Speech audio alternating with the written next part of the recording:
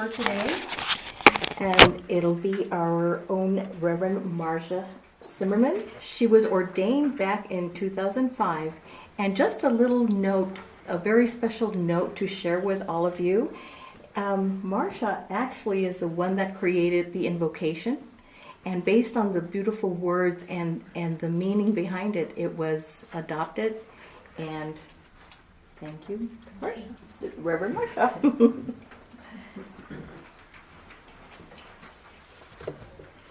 Good afternoon. Good afternoon. And thank you, Reverend Cheryl, and Reverend Sylvia, and Reverend Sherilyn. A number of years ago, I got some words in the middle of the night, and they started off like this.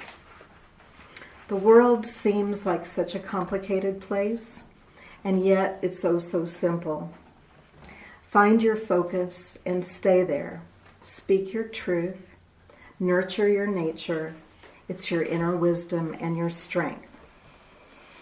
Well, I'm still gaining understanding through those seemingly very simple words, and I received them so many years ago. And the more understanding I have, the more powerful those words are to me. So the topic that I've chosen for today is the mind power of understanding. Here at the chapel we study 12 mind powers. And in studying the mind powers, we connect them to different parts of the body, which helps to ignite the understanding of each one. We learn that the mind power of understanding is represented as being located right in front of the brain. And also when we study healing, we learn about body representations and how to understand the effects that we have physically, and how we activate healing within ourselves. And when studying body representations, we learn that our feet are our area of understanding. So it makes sense to me that we use our mind power of understanding to move forward in life with understanding. Every one of us has our own understanding. Every one of us has our own way with dealing with life and all the positive and negative experiences that we have along the way. And to me, what we learn here at the chapel is truly a gift. What we learn here is that you have tools to use to help you move forward in life with more ease. Learning how to use your mind power of understanding can help you to move forward in life, not in anyone else's way, but in your way. Each one of us has our own right answers within ourselves. I understand that divine order, the law of cause and effect, is a formula for creation. I understand that the process that corn goes through from planting to harvest is the same process of creation, the same formula we experience through our thoughts, words, and actions. This creation formula is working perfectly all the time. And the key is to create with awareness, with an understanding of what you're creating, what you're activating, what you're igniting in your own life. The story of planting corn in the ground, I'm sure that some of you have heard that story a few times around here. But it's about so much more than the way that corn grows. It's an example of how everything grows.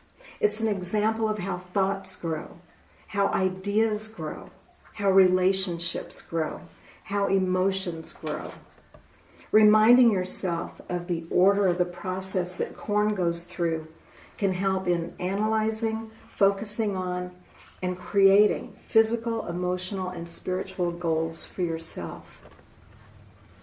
When you plant corn, you first get the idea, the thought to plant corn. An idea of a goal has ignited. The process of creation has already begun. Now imagine that you simply walk around thinking about planting corn and imagining what it would look like, but you don't prepare an area for planting. No additional steps are taken. Are you going to reach your goal of corn? What we have in life are three things. We have thoughts, we have words, and we have actions. If you're working on a goal, these are your tools, your thoughts, your words, and the action that you take through people, places, and things in your life. So back to the thought of corn. If you've never planted corn before, it might take some time to research what type of corn would be best for what is going to match your goal. What is your intention for this goal? And now you've picked out some seeds. So where are you going to plant them? Is the soil ready? What method is best for planting these seeds? If you're not familiar with the way that corn is planted, you might make some mistakes along the way. If you make a mistake, does that mean that you failed? It doesn't have to be. If the first method didn't work, then you can always try another method. If your goal is simply to plant the corn, then maybe planting it was enough. But if your goal is more than that, and you want to harvest corn, then you keep working on it, and you do a different action if the first action doesn't work. So now let's just assume that you got the planting method right this time, and you water and you keep the weeds out. Sometimes it's not all that easy to recognize the difference between a weed and newly sprouted corn. If planting corn, your goal is new to you, each part of the process is unfamiliar. So it takes patience and practice. So you finally get some nice corn stalks growing, and still you need to be patient. It still takes time for the ears to form, and then it takes time for the kernels to form and mature on the ears before the corn can be harvested. And then finally, you taste that corn, and you see how many delicious kernels have been produced on each ear. You've reached a goal that you've worked hard for. The amazing part of the process is that the next time you plant corn, you're familiar with how to do it, and the process gets easier. I believe that it was Thomas Edison that took 2,000 attempts before he invented the light bulb. And someone asked him about his 2,000 failures. He said he didn't have failures. He invented the light bulb, and it only took 2,000 steps. Well, this is the same process that we go through with everything that we do in life. You live life day by day, and you make decisions as to what you think, say, or do. Where will you go? What people will you choose to be around? How do you react to the things that you have in life? If you make some decisions that didn't work, how do you react? What did you do next? We teach goals of happiness, health, and wealth here. We teach the use of affirmations here. Affirm your goals. Identify what it is that you really want. What thoughts are swirling around in your head? Are those thoughts happy or healthy? If they're not, then identify and ignite affirmations that represent the opposite of thoughts that are troubling or unhealthy. Your affirmations are your own personal seeds that you can nurture and cultivate. They begin your personal creation process. But don't let it stop there. Continue with happy, healthy, and wealthy action. Don't stop with planting the seed and then leaving it there without cultivating and nurturing it. Continue on to reach the harvesting of your goal. Practice patience and stay focused on your goal and why you chose it in the first place. I have some seed packets at home, and I noticed how different the directions are for different types of plants. I looked at the packets and I thought about what would happen if I planted green beans, but I followed the directions for basil. Green beans are planted much deeper in the soil than basil seeds. If I planted the green beans too shallow, then the seeds wouldn't have been planted deep enough in the earth, and the seeds would have been placed too close together. Green beans need to be further apart than basil. So if I intended to plant one thing, but I place my focus on something different, I'd be putting a lot of effort into getting something other than what I really wanted.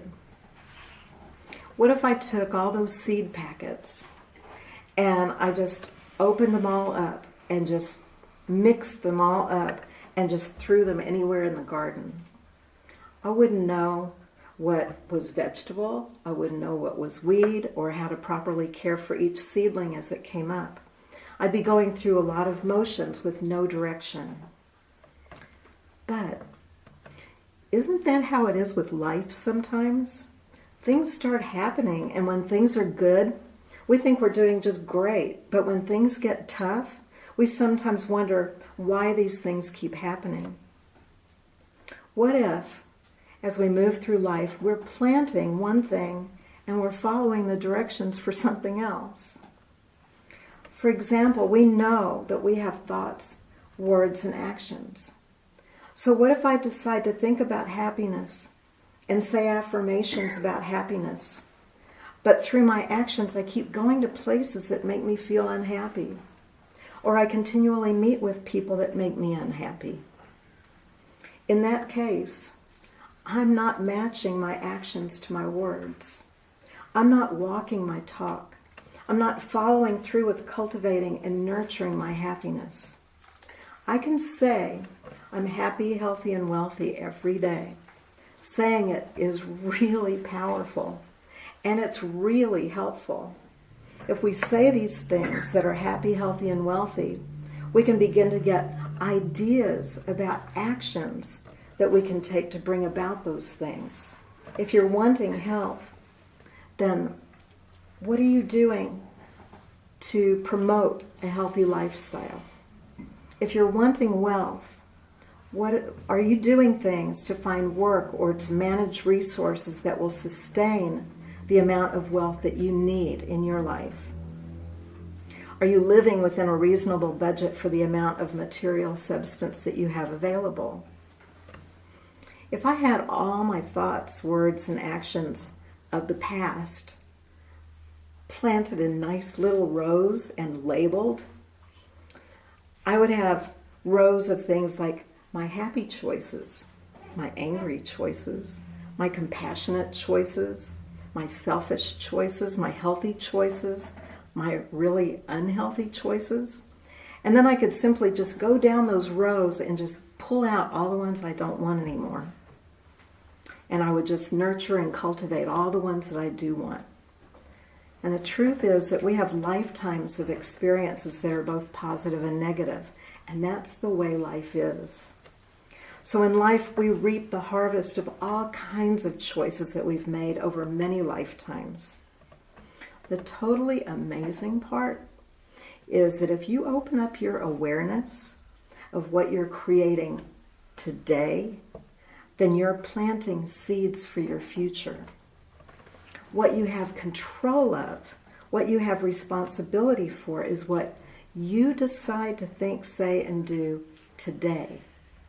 Even the smallest change of an attitude toward a person, a place, or a thing in life can start the ripple effect of change.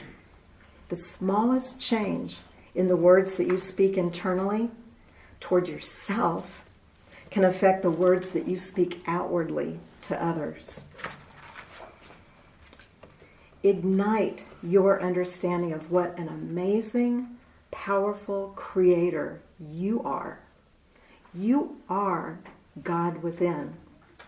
You are creation within. Create with an awareness and understanding of your thoughts, words, and actions, and you will be amazed at the life that you can create for yourself.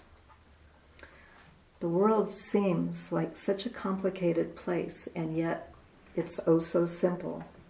Find your focus and stay there. Create and nurture the thoughts, words, and actions that are for your best good. Understand you. God bless you.